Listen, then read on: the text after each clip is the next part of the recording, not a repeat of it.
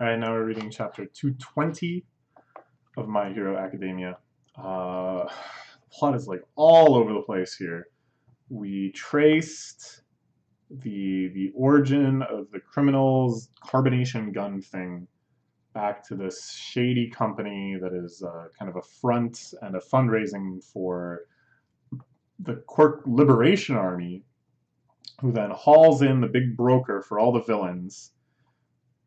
And just when it seems like they're kind of, like threat negotiating with him to try to figure out his clients, it then cuts to a flashback of the League of Villains fighting against a gigantic man that I thought was their ally. A very strange recurring character that showed up in Kirishima's flashback, if you can remember that, which I thought was a really cool little bit of continuity there. And he's like owning them. He's just completely wrecking the League of Villains. So I guess he's not on their side. Crying out, all for one. Why are they so tiny? Why are they so weak? I guess just wanting more of a challenge. Maybe it's like a Nomu or something, because the other kind of more intelligent Nomu was like that too. It was really desiring to fight, had that kind of crazy battle lust. But I don't think it's a Nomu because it showed up in the flashback, and I don't know. I don't get it. I guess we'll find out. I guess I'll find out. Before we get back to what was going on last time, take a quick look at our current living situation. Oh snap! It's another chapter narrated by this bizarre man twice, whose quirk is to like double up on things, and it doesn't quite make sense. And he has this Deadpool-esque attitude, or at least what I think a Deadpool-esque attitude is, as someone who hasn't seen the Deadpool movies or read any of the Deadpool comics, but just kind of has picked up via osmosis where the character is like, this is cool, this is cool. It's interesting to see this sort of shift of perspective. So some people hate chocolate, others love cockroaches. These are all type of people in the world with all types of views. The League of Villains, marching into what looks like a cult headquarters, some sort of death cult. Also, I really like the way the logo shatters here. And then the chapter is introduced as My Villain Academia. And the shattered title screen over top of the first panel. Oh, this is so great. This is just so good. That's so charming. That I actually associate more with like Western comics. That sort of particular fourth wall breaking where the superhero like punches through their own title or whatever. That's pretty cool. That's gonna look really good in the anime, I bet. But yeah, okay. So they're going into this mansion that seems to be run by some sort of death cult. Charmers happen to be the Creature Rejection Clan, also known as CRC. Basically, they're modern day fossils. They love committing crime against people with heteromorphic quirks. A bunch of scum, if I do say so myself. So basically, oh, that's why they're saying, oh, they got a lizard with them. How disgusting. They're trying to purify the human gene pool of any quirks that change your appearance. All right, okay, that's kind of interesting. That does seem like something that would exist in this world, and it's kind of cool that like the League of Villains, despite being very villainous, is kind of finds this viewpoint abhorrent because of course they've got their little Stain Junior guy there. They love heteromorphic quirks. So yeah, a real bunch of scum. There's levels to this scumminess. That I think is going to be a real theme of this arc. That even though they're all scum, they all hate each other too, because the parts of them that aren't scummy refuse to tolerate the scumminess of others. Yay! Not so fond of the word heteromorphy. It tosses it around casually, but it's nicer to avoid it when you're being polite.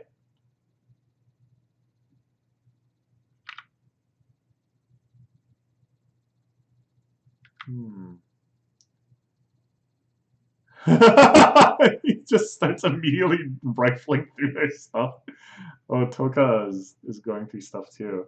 This is weird too because this panel, the paneling is all white border, which usually means it's not a flashback. But the narration implies that this is what was going on. This is so confusing, but okay. Nature. Okay, so they make their move. They're going, of course, after the lizardmen and trying to drive them all out of their house. But no, he's grabbed the back of his head, which means that your head is now dust. So that's a little scary, but that's just the case. And there's the massacre. There's not much left of them. Oh, so I was gonna say this narration so far has been pretty coherent, and I thought it was Twice doing the talking, not the K-pop group, but the strange villain man. But it's Spinner. Spinner gets to narrate this one.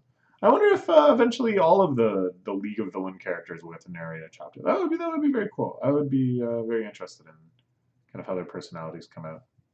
It's just another day in my life of crime. Not much money in religion. Everyone's just scraping by.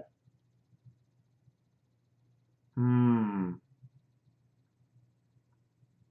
Ew. Oh God, it just hit me. It probably broke inside of someone. Her bloodletting needle. Oh God. Oh, that's unpleasant. Let's just move on. Anyways, they're gonna go try to meet up Jiran, Giran, whatever, who of course we saw all beaten and bloody before. Where are they gonna get the money for that? How long are we gonna keep living like this? How do we Mighty leagues of villains that terror the nation. We live in squalor. This is quite interesting. We live in this like construction site. This looks like the area where the big man is, with the woods and the construction and stuff. And it looks like these were probably like temporary apartments set up during a construction project that they've now just taken over. It's pretty though. And there's the Twice narration I'm used to, of just constantly refuting your own statements. And this is Dabi, of course. Perhaps Todoroki's brother? I don't know. That's a theory I've seen before that seems to have a lot of incident and interesting evidence. Not happy with anyone they are trying to recruit. Sure. The League has seen better days. I kind of like this. It's usually that when you don't really have your villains around for a little while, when you return to them, they've like powered up, they've leveled up, they spent that whole time training and plotting and scheming, and now they're some right bastards. But this is a nice little subversion of that. That their numbers are dwindling. They haven't been able to replace the people that died. They're out of money. They don't really have a good way of making money. Even though they were so terrifying and infamous, this is what they're reduced to. They just kind of bum around like this. That's cool. That's like a plot we haven't heard of too much. I kind of like the idea too that like, normally it's a story of the righteous small group of people that rises up against the tyranny of the evil organization, the evil corporation, or things like that. But it's also an interesting story of like the villains are losing. They've been losing. They're almost nothing left. They've almost been squashed out. They're being persecuted. Reasonably and correctly, they're being persecuted. They're trying to be stamped out of existence. And it's just that like last kind of struggling remnant of evil. It's kind of interesting too, you know. It sort of makes you sympathize with them a little bit, just kind of expanding the sort of gray area in their motives and how we're supposed to judge them. Yeah, this is interesting. The League has seen better days. A month since I got Kirigiri. Doing what needs to be done will require moving on to the next stage, so to speak. Power he left behind. Give me the order and I'll retrieve his power for you. That's that. No luck finding the doctor either. So this, of course, this, of course. Well, maybe we just shouldn't say "of course," and we'll allow the ramifications of these things to kind of come to us as they do. I don't think there is an "of course" in this situation. Maybe.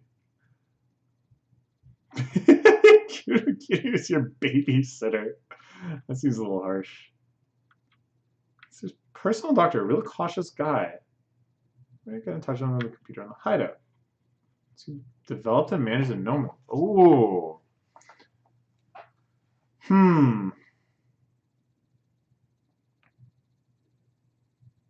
Someone really does miss some. Okay.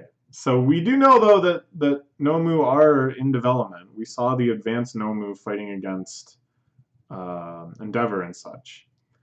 And we know that this is before all of that. So they're unaware, I guess, that any Nomu are being made. I guess being made by this doctor. Where are we going with all of this? Only here because Stain inspired me to take action. In a real backwater place, the last century. As the lizard freak. The whole time my heart was totally empty. Until I learned about Stain's final stand in the evening news. That was the day I realized how suffocating society really is.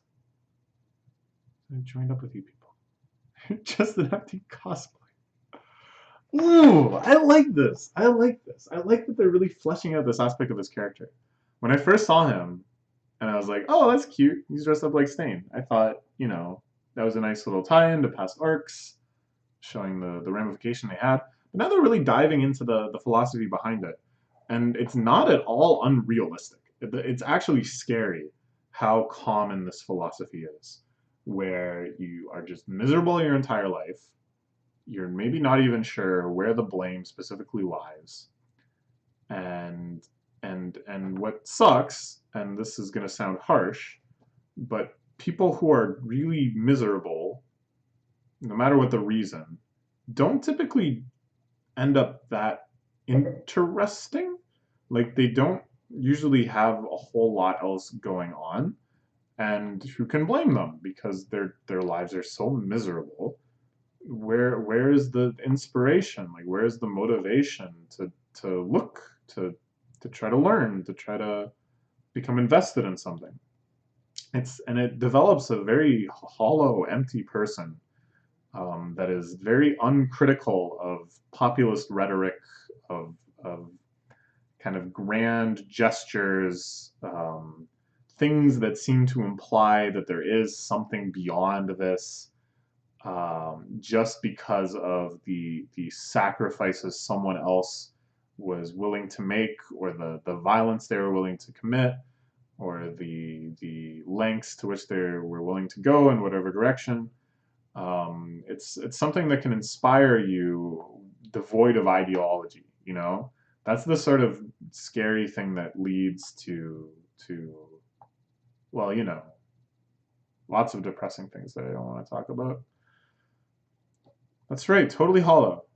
He has the self-awareness of it to know this, but most people don't have this stage of reflection.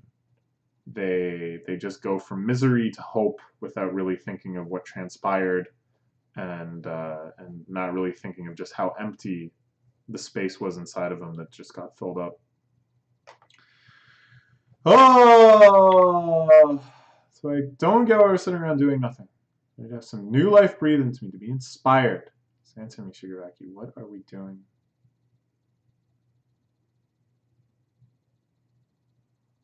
Yeah. No, this is how most of these people end up. Because it is hollow. You can't replace an actual ideology, an actual thing to live for, with just empty gestures of power and sacrifice.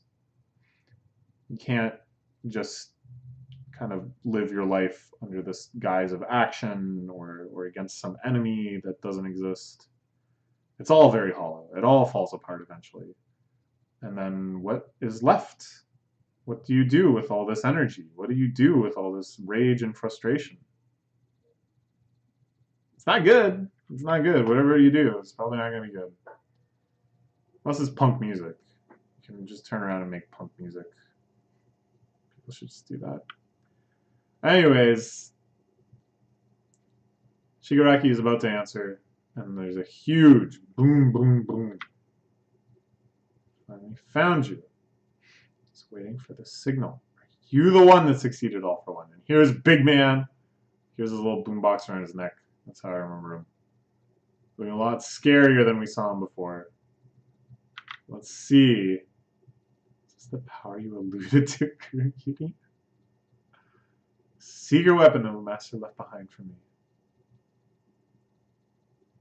I devote myself to all for one. Now, successor, prove that you are worthy. And he's disappointed. Why is he so weak? So what will happen here? And moreover, why are we getting this flashback in the first place? Like, what is going on? What is happening right now? Like, what? We're now, I don't know how many layers deep into flashback. No, I guess we're only 2 layers deep into flashback now. We've synced up that much, but it doesn't make any sense. Seems to be a lost Tomura Shigaraki. Ooh, it's the doctor. He's the one speaking through the radio. I see. It's Zony radio. Now it's picking up steam again. Okay, okay. I still don't quite get it. I still don't get how this is going to connect back to present time, present day. But I'm interested. I'm very interested to find out. So we'll see. We'll see. Seems pretty cool. Okay, that's all for now. It's an interesting chapter.